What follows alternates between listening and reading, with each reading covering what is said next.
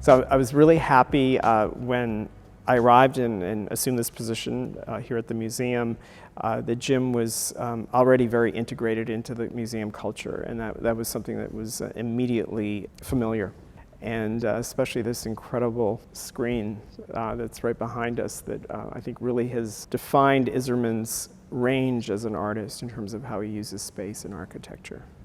Yeah, I think what's interesting about Jim is that he mines all of the aesthetic elements of modernism. And I think that when you look at pieces like this, you kind of recall the decorative concrete block that you see in so many mid-century modern homes. And he's done these installations. These are vacuum formed polyurethane or whatever it is. It's interesting that whether he's working in painting or sculpture, he's mining those very universally understood elements from the modern aesthetic. You were sort of involved with the acquisition of this work when you worked and were on the Contemporary Art Council. So could you just tell us a little bit how that unfolded and how that happened? Right. So back in those days, we would invite an artist to present works or concepts for works to the Contemporary Art Council. So in this case, Jim presented us with 3 prototypes, and this one was unanimously selected. We saw it in white, so when we came into the museum and saw it unveiled in yellow, it was a very dramatic moment for all of us.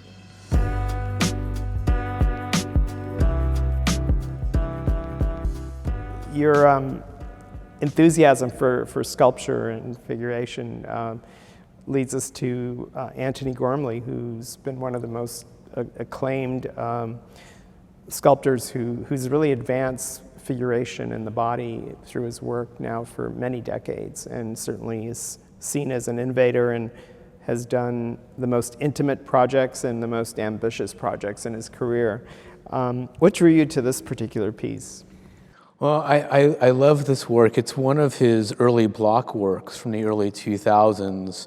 And I love abstract figuration, and it's kind of got a tradition here at the museum because of the Wiener collection. Ted Wiener donated a world-class collection of modern sculpture from Henry Moore to Arp to Calder, Lipschitz. Everybody is, and so what I love about the addition of this work, which was a gift from Donna McMillan, was that it continues the trajectory and a tradition of abstract figuration here at the museum. There's just something about Gormley's work that really forces you to have kind of a moment where you're considering your own place as a human being in context of everything else, in context of other people and nature, especially in space. So I love the contemplative nature of Gormley's works, and including the public installations, which are really dramatic. Exactly. I really, in this case, what I really experience is how he draws the work actually draws you into that very private contemplative space, and his work has that capacity, and it seems to work at all levels. I mean, just the Angel in Newcastle, for example, which is monumental. I mean, it's if anything, it just pulls you right into it in terms of the experience. And I think with Gormley, also it's always, he uses his body as the point of reference over and over again, and this is an incredibly, I see on the more intimate side of his work, but you also see here the abstraction really kicking in. Yeah, Gormley he's done these quantum clouds. He's worked in cast iron. He's kind of represented the figure in a variety of different ways, and for some reason I'm always drawn to the block pieces. There's something very kind of constructivist about it that, I know it's not really the intention, but it's just one of those, it's just an aesthetic quality that draws me to the work. And I agree with you, it's the pose, and his works are usually posed. But this is, like you said, such a personal moment, very contemplative, and it just puts you into a mindset. it's a special moment to have with this piece.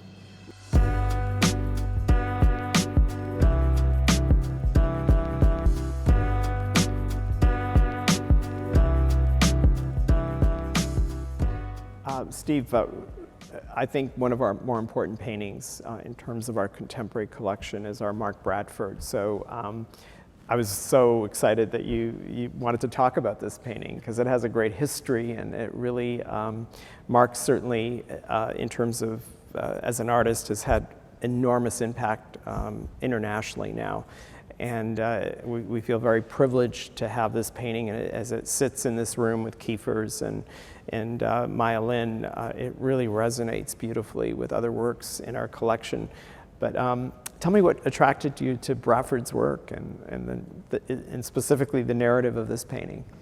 Well, the narrative is the key. I'm a journalist, so I love stories, and this painting is just layered with stories. So the painting is a response to a series of murders that happened in South Central. And Mark Bradford was seeing these billboards created around town with the faces of victims. And you know, you would never see a white person's face on a poster. You know, I mean, I think that the police and the law enforcement they were exploiting these images in a way they wouldn't do with a white subject, and that was a very profound realization for Mark Bradford, and he dealt with it in 4 paintings. This is one of 4 pieces. And it's just layered with those billboards that I was talking about that had those images of these people. It's layers and layers of paint and other detritus from downtown LA, from South Central, I mean, including this great gold on the bottom is actually foil that's used to do hair. His mom had a hair salon right by where his studio is in LA. So you have all of these elements coming together, layers and layers, and then he peels it back and reveals pieces of the story that we get to see. You know, the grim sleeper, which is what they called this murderer, and you get other hints of what was happening in his story, and I just found it really, really fascinating. I thought this was hands down the most exciting acquisition that the museum's made in my time here. I've been around for 18 years, and this one really, you know, shook me out of my chair. And you can look at this work over and over again and keep seeing new things. And I know that's a cliche in art, but it is so true with this work. Also, you're attracted to the text, obviously. Right. And so, you know, the long tradition of how text rides and can be a key trigger for a work, and he does that in a very seductive and indirect way through the paint, but it surfaces.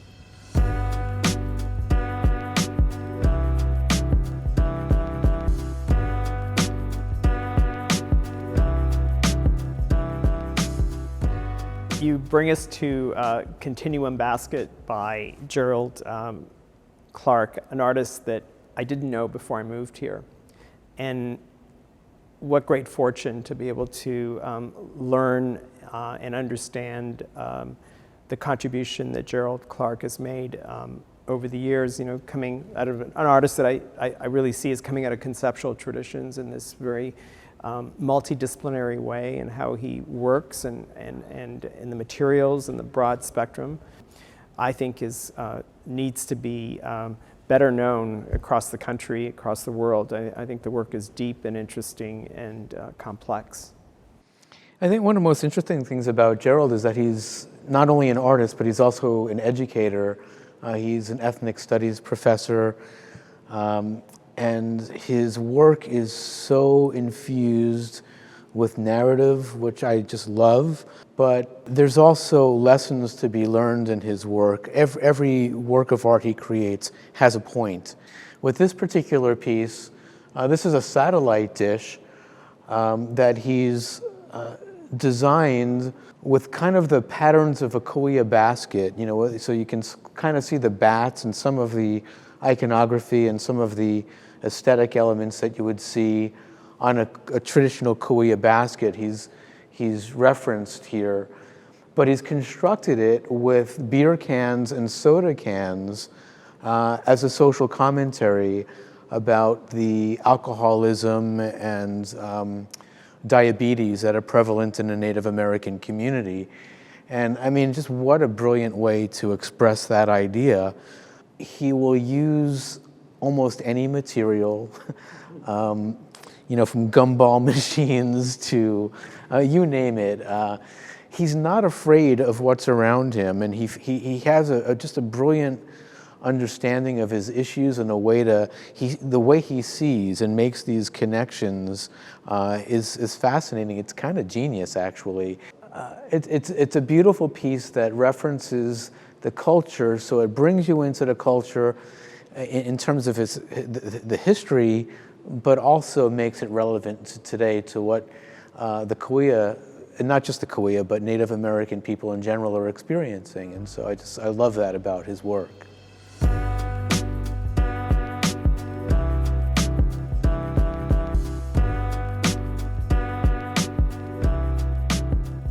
So here we are in front of the James Swinerton. Beautiful painting from 1935, and one of my earliest conversations about art with you was my discovering your passion for early 20th century California painting. And I can see why you love this beautiful image and this beautiful painting. Tell me a little bit about your interest and why this artist. Well, I love early California Impressionism. I think the story it's just an incredible story of how Impressionism moved from Europe to the East Coast of the United States, and the trajectory as those artists started coming to the West Coast and discovering, the big bright sun and the ocean and the mountains and the deserts and the coastline. In Swinerton's case, or Swinny as he was known here in the desert by people like Bill Bender and other artists of the time, was actually a cartoonist. He was doing comics for the San Francisco Examiner, which was owned by Hearst. And Swinerton got sick, he had TB, and was told that he was gonna have 2 months to live. And Hearst literally put him on a train and sent him down to Colton. And ultimately, he made his way out to the desert and lived a lot more than a couple of months. And fortunately for us, he discovered the landscape out here, and he was just mesmerized by it and began painting these terrific Impressionist-style landscapes. This is a painting from 1935 of a smoke tree at the Salton Sea.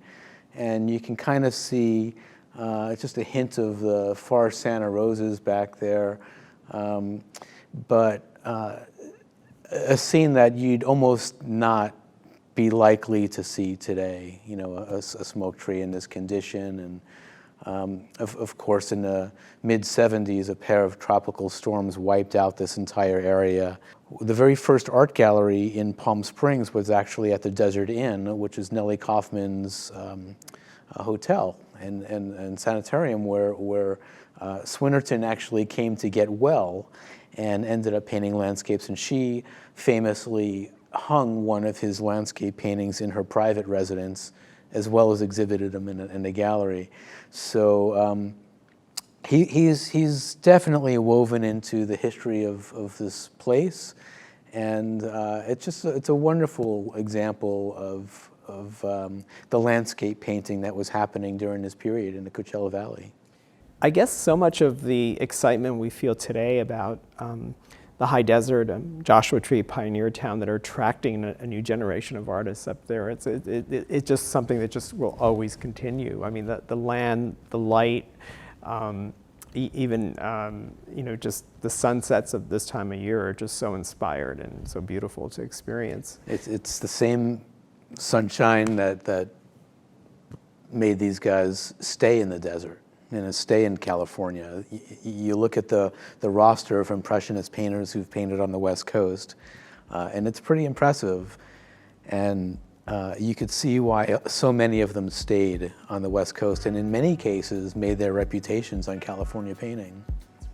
Thank you so much. This was very insightful. Thanks.